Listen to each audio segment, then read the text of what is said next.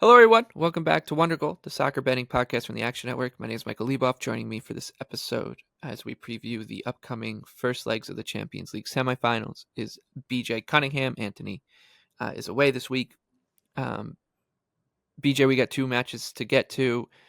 No English Premier League teams in the Champions League semifinal. Bit of a shock, but should be a lot of fun. I think there's plenty of ways this thing could go. Let's start with the headliner, I would say, which is Tuesday at 3 p.m. Eastern Time. Bayern Munich hosting Real Madrid.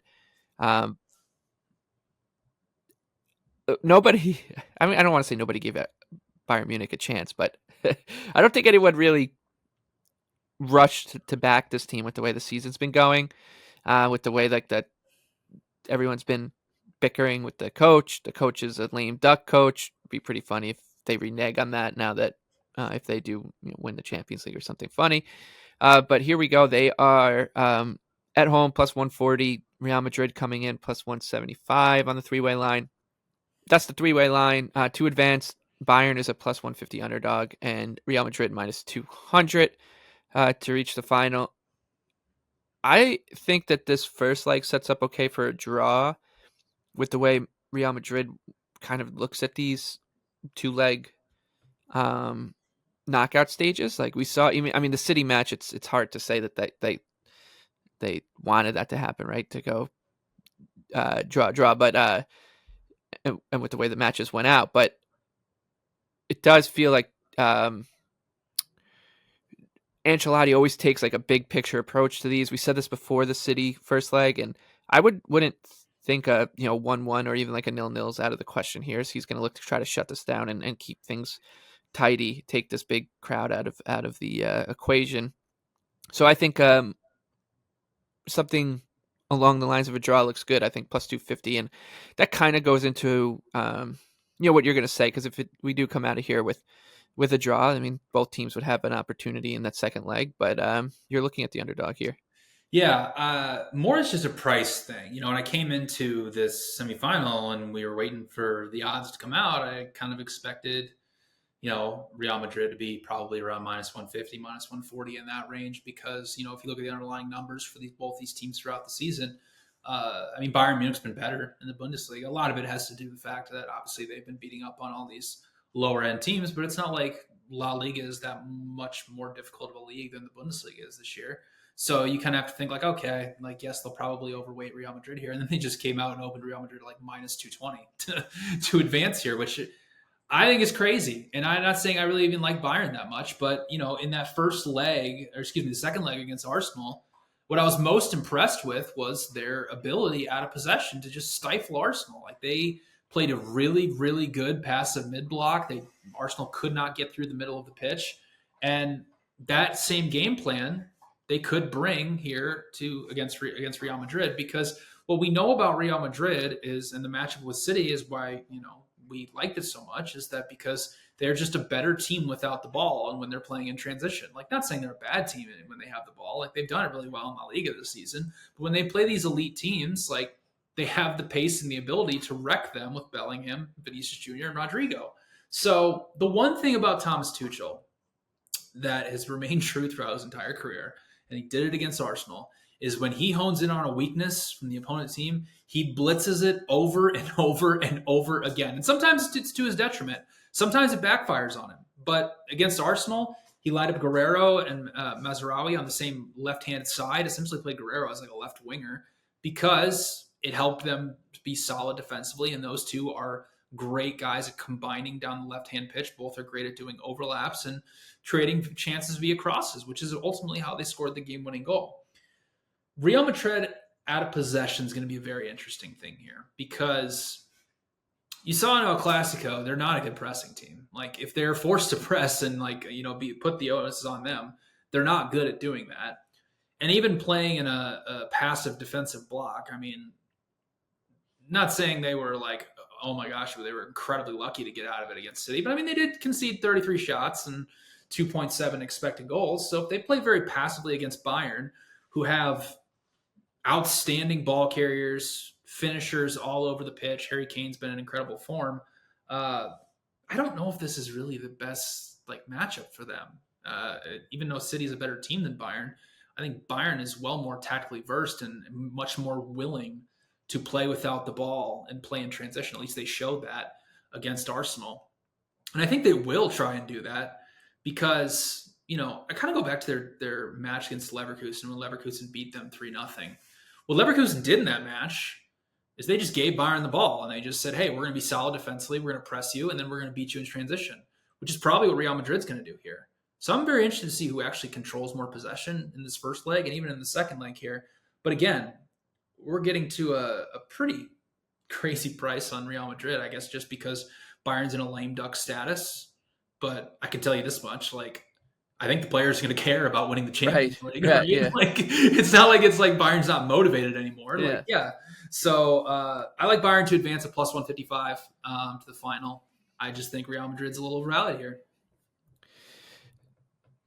Yeah, I mean, I tend to agree with you too. I think the draw is my favorite bet here. It is just quite peculiar that we got the this Champions League set up where, of course, so the teams that are battling for the title, fighting tooth and nail for the title in the Premier League are out of it. Bayern is on the beach in terms of the Bundesliga. Real Madrid is far, they're done. They've basically wrapped up La Liga, and Dortmund, of course, not involved in the Bundesliga either. PSG's all but wrapped up the league. So it's every team's sole focus is going to be on the Champions League. It's like the league doesn't even exist to any of these teams, which is quite peculiar as well. So not too much try to thread the needle with in terms of how they're going to approach or lineups, etc. But yeah, these Real Madrid draws are they're quite interesting here. I think Ancelotti, and it makes sense, right? They're able to both shut down a game and also be a team that they have the guys who could create moments of magic to help a comeback, whether it's 1 or 2 goals down. So that's where I'll be looking. Let's look at Wednesday. This one, I feel like it's going to be one-way traffic between Dortmund and PSG. Dortmund is the home team for leg 1. They are plus 200 to advance, and minus 275 is a price you'd pay on PSG to make the final. In terms of the three-way line at Bet365 right now, it's Dortmund plus 170 as a home dog, PSG plus 140. The tie here would pay plus 260. I mean, this Dortmund team has been something else in the Champions League. I think it's one of the more remarkable stories of this soccer season, and it feels like nobody's ready to talk about it just yet because they want to see if they could get through another tough customer and a team that they were in the group of death with in the Champions League that everybody thought, including us, thought that they'd finish last in behind Milan, Newcastle, and PSG. Then they get through the knockout stages and see off Atleti, which was heartbreaking for us. But there's something to be said, I think, about these teams that are able to scratch and claw their way through first couple knockout stages. But this looks like a bridge too far, considering the matchup, right? I think PSG could be putting up something crooked here. I like the plus 140 on PSG on the three-way line on Wednesday. I think that they can. I don't want to say they can name it. That's too disrespectful to Dortmund, but I do think that it's going to be tough sledding for the Germans to slow down this PSG offense. Yeah, I agree. I like PSG's team total over 1.5 minus 115. So yeah, third, like you said, they were in the group of death together. Third meeting between the two. There were a couple problems that existed for Dortmund in both of those meetings that I don't know if really are correctable going into this one. The first is that when Dortmund had possession in PSG's final third and they lost the ball, PSG was just looking to break just immediately and quickly. And they obviously have some of the fastest players in the entire world. And Dortmund, by nature, their back line is just slow. So PSG just kept making runs off their back line. It was one pass over the top. It was Mbappe, Koulibaly, Dembele were all getting in behind Dortmund time and time again. And the second problem is that Dortmund has really struggled in both those meetings defending in wide areas. Hakimi would always come up and they would play 1-2 combinations with him and Dembele and just create chances via crosses over and over and over again. So over the 2 legs, PSG scored 3 times. They created 5.2 expected goals. They hit the post twice. They had a certain goal saved off the line by Sule in the second meeting. PSG had 36 shots and 80 touches in Dortmund's penalty area over those two meetings.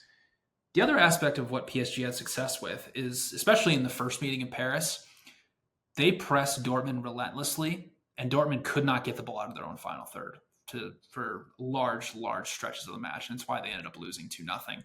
And that just comes down to the categorical problem with Dortmund is that when they try to be a build-up team, they have largely been unsuccessful with it. Like we saw, that's how Atletico scored off of them. Like when they were playing in Spain, it was just dumb mistakes in build-up, and they can very well do it again here because PSG over those two meetings had a pass per defensive action of 6.8 and 16 high turnovers. So PSG is going to press them. Dortmund is going to have to play direct, or if they try to build out of the back, I think they're almost certain going to make mistakes. So, I think that this is, again, like you said, one-way traffic. I don't really want to back PSG's defense, quite frankly, because if they try to press here, and Dortmund did have success getting through their press. Like it wasn't just like it was like, oh my gosh, they couldn't do anything. As the game went on, they got better and better at getting through it. But those countless mistakes ended up costing them in terms of goals. Right. So, would just rather back PSG's offense against Dortmund's defense, which, the transition defensive problems are still there. Like they have a much tougher encounter this weekend where they have to go to Leipzig while PSG gets kind of a tune-up against Le Havre again in Ligue 1. So, just going to target PSG's attack, projected them for 1.8 goals. So, over 1.5 minus 115 on PSG's team total for me. Okay, before we get into the Europa League and the Europa Conference League, let's remind you that Wondergoal is proudly presented by Bet365, and Bet365 doesn't do ordinary. That's why you get more boosts with them than anyone else. Every day they power up the odds on hundreds of bets to give you a chance to win more. Bet365 boosts specific markets, your winnings, and even parlays. And they don't stop there. Keep an eye out for their biggest and best odds with the incredible Super Boost. Check out the boost to see why it's never ordinary at Bet365. You must be 21 or older and present in Arizona, Colorado, Indiana, Iowa, Louisiana, North Carolina, New Jersey, Ohio, Virginia, or 18 and older in Kentucky to play. If you or anyone you know have a gambling problem, please call 1-800-GAMBLER or 1-800-BETS-OFF in Iowa. Terms, conditions, and restrictions apply. Okay, Europa League time. It is Marseille and Atalanta, Roma and Leverkusen in the Final Four there. Other side, in the Conference League semifinals, Aston Villa and Olympiacos out of Greece, and then Fiorentina and Club Brugge. What do you got? Yeah, so I like Atalanta in the first leg here on the road, drawn up bet plus 108, which is available at Bet365. Atalanta is just a really fun team to watch right now, doing really good stuff with their defense and in build-up. Gasperini is a guy who wants to build out with a back three, use a lot of passing triangles to get through the opponent's pressure. Marseille under Gattuso was, they were really good. They just weren't getting results. And he was more of a, let's control possession. Let's press from the front. Let's be relentless. Whereas now they're under Gasset, who was obviously the manager of Ivory Coast, who got fired during AFCON. He's more of just like the substitute teacher of just like, let's just play a little more passively. Let's play on the break more in transition, which is actually kind of, I think, benefits Marseille more and more. But the thing about Atalanta is they're a fantastic defense, not only in transition, but in rest defense. Ishak Hines been an incredible central midfielder for them that can really lock down Aubameyang. And Atalanta might have the hottest striker on the planet. Gianluca Scamacca, 15 goals in 20.190, scored 7 goals in his last 7 appearances. He's a big-time aerial threat in the box. He's really good at hold-up play. So, Atalanta's underlying metrics are a little bit worse than Marseille's here in terms of, but, Serie A is obviously a way more difficult league than Ligue 1. So I did project Atalanta as a small road favorite. This is also a tough run in here from Marseille. They've got to play a lot of really difficult matches. They had to play in the midweek against Nice. Then on the weekend, they got to play Lens in a high-pressure match to get into a Europa Conference League spot in Ligue 1. And now they have to play Atalanta. It's just a lot of matches stacked on top of each other, a lot of high-stakes matches. So I do like Atalanta. And then in the Conference League, I like Club Brugge against Fiorentina, plus a half, plus 120. Club Brugge is putting up just great underlying metrics in the Belgian Pro League, which are in the playoffs right now. And plus 1.13 expected goal differential per 90 minutes. They've just been routing essentially everybody, both in Belgium and throughout the Europa Conference League. Haven't really played a team of the stature of Fiorentina yet, which is a little concerning. But if you look at Fiorentina as a whole for the season, they're right around an even expected goal differential, which is kind of weird when you dig into their metrics because they're the number one field tilt team in Italy. They're number one at getting the opponent's penalty box. Like they're number one at getting the final third. The problem with Fiorentina is just everything once they reach the final third just kind of breaks down. Like they don't have a consistent striker that they can get the ball. They've been relying on their midfielders just hitting bangers from outside the box. And the other thing about Fiorentina, and maybe why they're at this like even expected goal differential, because even their defensive metrics are good, is they're one of the worst transition teams in Serie A. And there's not many teams in Serie A that can break with the pace that Club Brugge has. So I think Fiorentina is like vastly overvalued here. They've been a very average team throughout the season, and the market just continues to value them like a top 6 Serie A team when they're more like the 8th or 9th best. So I like Club Brugge here, plus a half at plus 120. I also like them to advance at 158. And if you really believe in them, you might as well back them at 7-1 to win the Conference League if you think they're going to get through here, which is another big price. So kind of all over Club Brugge here. Any one of those 3 bets I think has a lot of value here against Fiorentina. Our old friends, Club Brugge.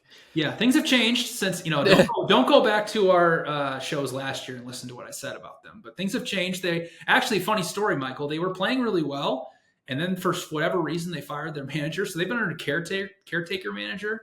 And they've won every match under him, like won 5 straight. So I guess a little new manager bounce still happening for them. But I don't know. Weird things are going on with them, but they just keep winning. All right, that'll do it for this episode. Hopefully you guys are all set up for the Champions League semifinals coming your way on Tuesday, Wednesday. I will be back, of course, recording Wednesday night to preview the upcoming Premier League slate. But until then, thank you for listening. Please rate, review, and subscribe. Thank you to our producer, Noah, and, of course, our sponsors, Bet365.